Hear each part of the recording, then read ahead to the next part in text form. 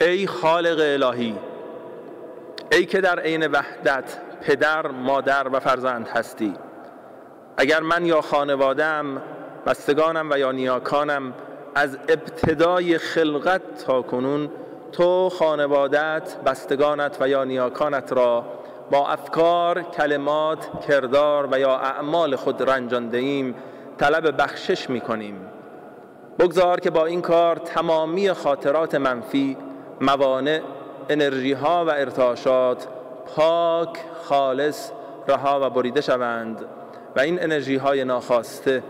به نور خالص مبدل گردد و این چنین خواهد شد.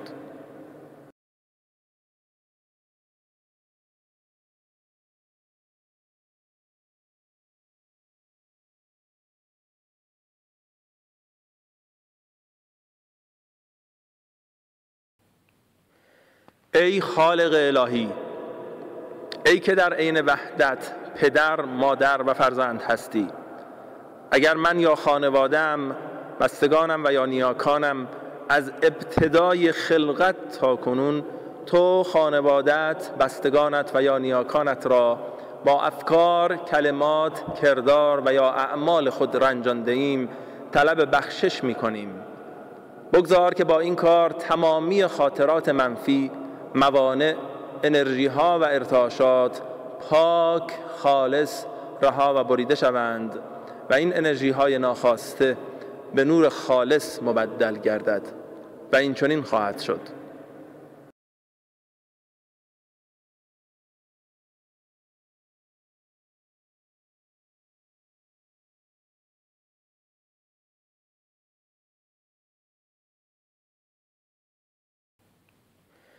ای خالق الهی،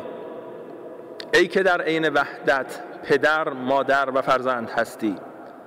اگر من یا خانواده‌ام، بستگانم و یا نیاکانم از ابتدای خلقت تا کنون تو خانوادت، بستگانت و یا نیاکانت را با افکار، کلمات، کردار و یا اعمال خود رنجانده ایم، طلب بخشش می کنیم.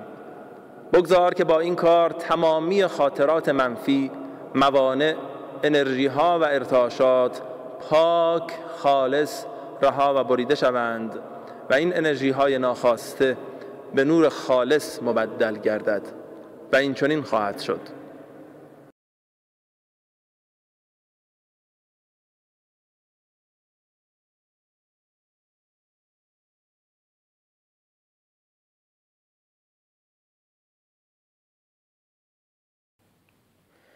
ای خالق الهی،